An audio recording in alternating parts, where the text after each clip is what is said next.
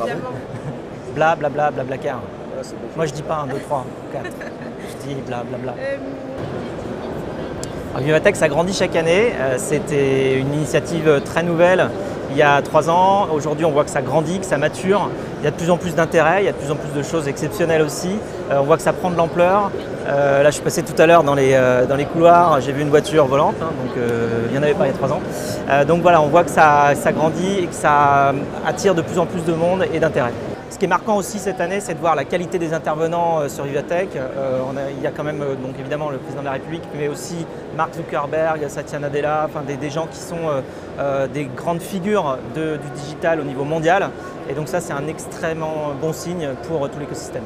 Pour nous, être présent et rencontrer tous les acteurs ici sur Vivatech, c'est une occasion de pouvoir justement discuter d'éventuels projets, de se tenir au courant des innovations, évidemment de parler de nos innovations à nous et de faire en sorte que dans l'écosystème, eh bien, on ait quelque chose à proposer qui fasse avancer tout le monde vers le futur. Pour nous, le voyage futur, il sera forcément partagé pour justement mutualiser nos ressources et aussi probablement en partie autonome. La question, c'est de savoir justement comment tous ces moyens de transport vont se combiner les uns avec les autres.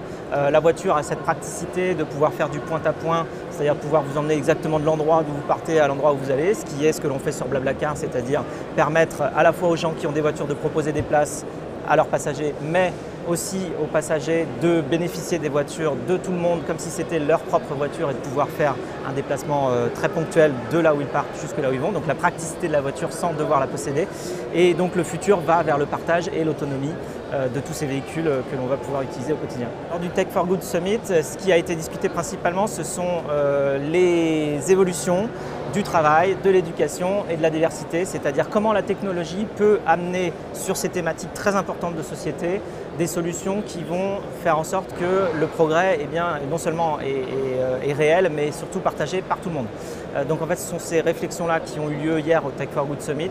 Ce qui est important de voir et ce qui est marquant et encourageant, c'est de voir à la fois l'intérêt et l'énergie qu'un tel sommet Tech for Good a généré.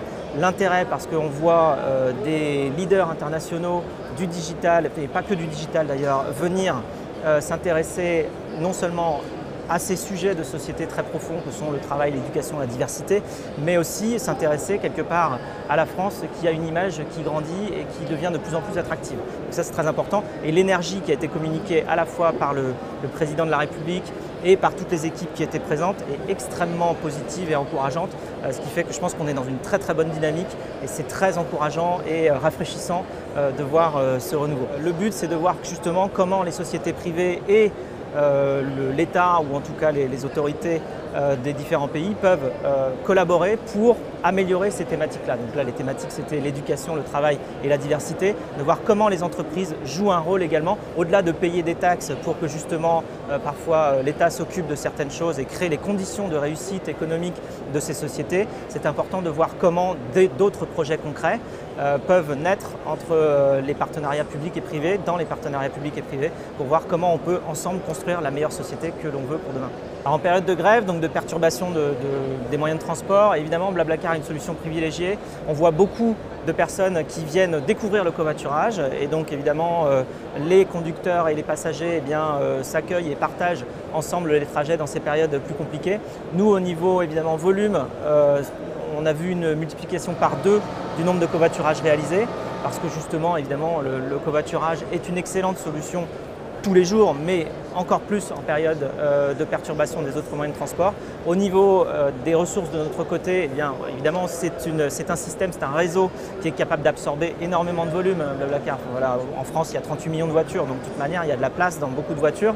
Et puis aujourd'hui, sur Blablacar en France, il y a déjà 14 millions de personnes qui sont inscrites et 40% des 18-35 ans sont inscrits sur Blablacar. Donc il y a déjà beaucoup de gens, mais malgré cela, on a vu une augmentation évidemment de la fréquentation par 2 et on a pu dépanner beaucoup de gens dans ces périodes de grève, ce qui est très positif. Évidemment, notre service client a eu un travail qui a été de manière assez conséquente multipliée.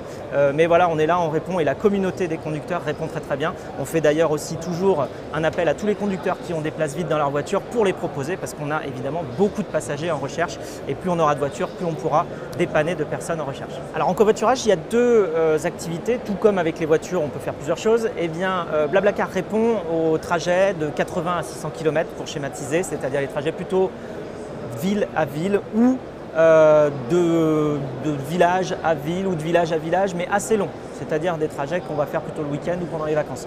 Blabla Lines est le service de covoiturage que l'on a lancé récemment pour faciliter les trajets domicile-travail, donc le matin, le soir, sur des trajets plutôt on va dire de 10 à 50 ou 10 à 80 km, qui sont des trajets qu'on va faire le matin et le soir pour se rendre au travail. Et là on partage également le trajet entre conducteurs et passagers. Et donc c'est le nouveau produit qu'on a lancé qui commence à avoir un succès assez sympathique, notamment sur la région Île-de-France dans laquelle on l'a bien poussé. Si vous parcourez des grandes distances, c'est Blablacar qui va pouvoir répondre à la demande. Si vous parcourez des petites distances de type domicile-travail le matin, le soir et que vous avez des perturbations de moyens de transport, Blabla Lines répond à cette demande-là, sachant qu'aujourd'hui c'est principalement développé sur l'Île-de-France et sur la région de Reims et la région de Toulouse. Le service est accessible partout, mais aujourd'hui il n'y a pas suffisamment de monde dans les autres régions pour que véritablement ça fonctionne. En revanche, en Île-de-France, ça commence à bien fonctionner.